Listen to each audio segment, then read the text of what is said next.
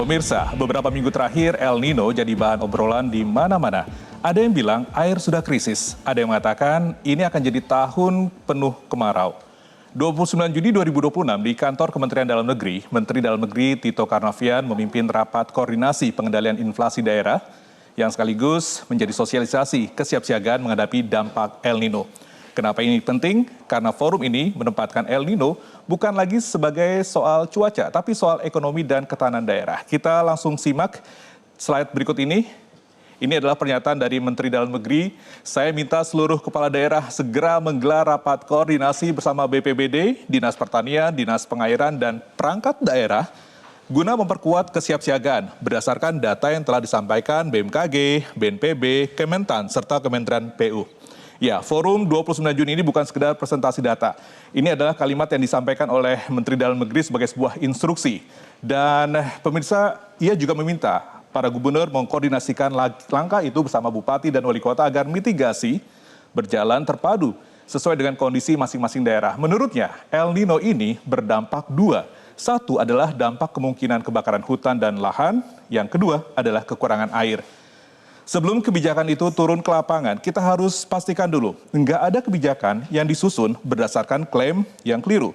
Itu sebabnya slide berikutnya mulai dari klaim versus fakta. Ini yang sering beredar, pemirsa, El Nino sama dengan kemarau panjang, ketersediaan air sudah krisis sekarang dan Kementan tidak punya strategi konkret. Tapi ini adalah jawabannya.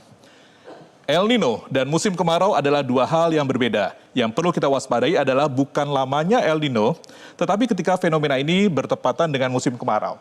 Ini ya, jawaban dari Kepala BMKG. Kemudian juga dari Dirjen SDA Kemenpu. Saat ini ketersediaan air secara nasional sangat berlimpah. Di Jawa, Juli 2026 rasio ketersediaan lebih dari 5 kali lipat kebutuhan. Kemudian juga dari Kementan. 3 strategi resmi berjalan, pompanisasi, 1 juta hektar sawah, irigasi gilir air, hingga asuransi dan benih gratis. Ini adalah bagian yang sudah menjadi langkah antisipatif fenomena hoax yang beredar semenjak adanya isu terkait dengan El Nino. Ya, 3 koreksi itu yang paling dasar untuk dipahami adalah yang pertama, apa sebenarnya El Nino dan kemarau? Kita lihat di slide berikutnya, pemirsa. Ini koreksi langsung dari Kepala BMKG, El Nino itu berlangsung dari Mei 2026 hingga diperkirakan Mei 2027. Tapi 1 tahun El Nino enggak berarti 1 tahun kemarau. Yang paling berbahaya adalah ketika El Nino bertepatan dengan musim kemarau. Untuk periode 2026, periode itu adalah di bulan Juli hingga Oktober. Jadi El Nino 1 tahun bukan berarti kemarau 1 tahun. Dan ini yang sering disalahpahami. Untuk 2026 periode itu sekali lagi adalah di bulan Juli, prediksinya hingga Oktober dengan peluang intensitas kuat yang mencapai 98%. Ini dinyatakan oleh Kepala BMKG. Nah, ini adalah rantai yang perlu dipahami secara utuh. El Nino enggak membuat harga beras naik besok pagi. Tapi mekanismenya jelas. Air irigasi berkurang, produksi bisa turun, kemudian juga pasokan berkurang, dan harga pangan berpotensi ikut naik. Tapi ada satu hal yang perlu dipantau. Musim tanam pertama padi yang biasanya mulai Oktober berpotensi mundur. Kalau itu terjadi, efeknya bisa terasa sampai awal 2027. Tapi pemirsa, ini masih dalam tahap dipantau, bukan sudah terjadi. Jadi pangan nasional saat ini tercatat aman, pemirsa, dengan cadangan beras di Bulog mencapai 5 juta ton dan total ketersediaan setara dengan kebutuhan 11 bulan. Ditambah surplus di 9 komoditas pokok strategi lainnya. Lalu bagaimana dengan air? Oke, ini angka yang perlu kita sampaikan. Dari Dirjen SDA Kemenpu menyampaikan kekuatan infrastruktur air nasional. Ada 240 waduk dan bendungan dengan kapasitas tampung 6,68 miliar meter kubik. Ditambah 593 situ dan danau dengan kapasitas 137,22 miliar meter kubik. Serta 163,9 unit pengolahan air baku dan 10.757 unit sumur bor yang tersebar di berbagai daerah. Sebagai gambaran tambahan, untuk Pulau Jawa, kebutuhan irigasi bulan Juli 599,28 juta meter kubik, sedangkan yang tersedia 3,27 miliar meter kubik, lebih dari 5 kali kebutuhan. Di Agustus masih hampir 5 kali kebutuhan. Kalau cadangan air masih kuat, pertanyaan berikutnya adalah apa strategi pertanian?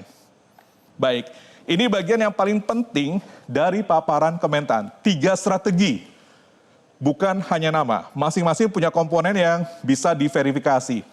Antisipasi, ada pompa untuk 1 juta hektar sawah. Adaptasi, ada irigasi intermittent dan sistem gilir air. Kemudian adalah mitigasi. Ada asuransi pertanian dan bantuan benih gratis bagi petani yang gagal panen. Setelah pangan dan air, ancaman berikutnya yang selalu mengintai di musim kering adalah karhutlah.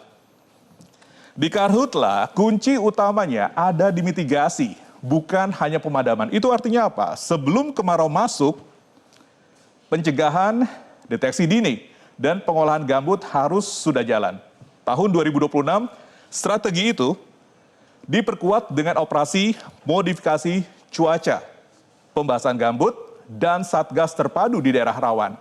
Kepala BNPB Suharyanto mengingatkan jangan sampai api membesar, karena begitu api terlanjur besar, penanganannya jauh lebih sulit. Artinya apa? Patroli, posko, OMC, dan masyarakat peduli api harus jalan sebelum asap sampai ke kota, bukan sesudahnya. Nah pemirsa, kalau mitigasi gagal dampaknya nggak berhenti di hutan, tapi langsung masuk ke ruang nafas dan tubuh manusia. Tahapan ancaman El Nino pemirsa nggak berhenti pada air dan pangan. Resiko sekundernya adalah karhutlah dan ya langsung menyentuh keselamatan jiwa, karhutlah, dan krisis kesehatan. Saat curah hujan di bawah normal berlanjut, asap karhutlah meningkatkan resiko ISPA. Di waktu yang sama, suhu tinggi berkepanjangan meningkatkan resiko heat stroke. Itu kenapa kesiapsiagaan kesehatan daerah nggak boleh dianggap bagian tambahan, tapi bagian inti dari mitigasi. Dan kalau resiko sekunder seperti ini sudah bisa dipetakan sejak sekarang, pertanyaannya tinggal satu, sejauh mana semua kesiapan ini? Dari air, pangan, sampai kesehatan benar-benar turun ke lapangan. Dari semua yang sudah kita lihat, satu hal yang paling penting adalah ini bukan sekedar kumpulan data. Kepala BMKG, Teguh Faisal Fatani menyebutnya sendiri bahwa kami tidak hanya bekerja secara kuratif saat api sudah menyala, tapi memperkuat aspek preventif melalui integrasi data untuk memprediksi titik rawan. Dan prinsip itu yang seharusnya berlaku untuk semua. Bukan hanya karhutlah, tapi air, pangan, dan kesehatan juga. Demikian fact check hari ini.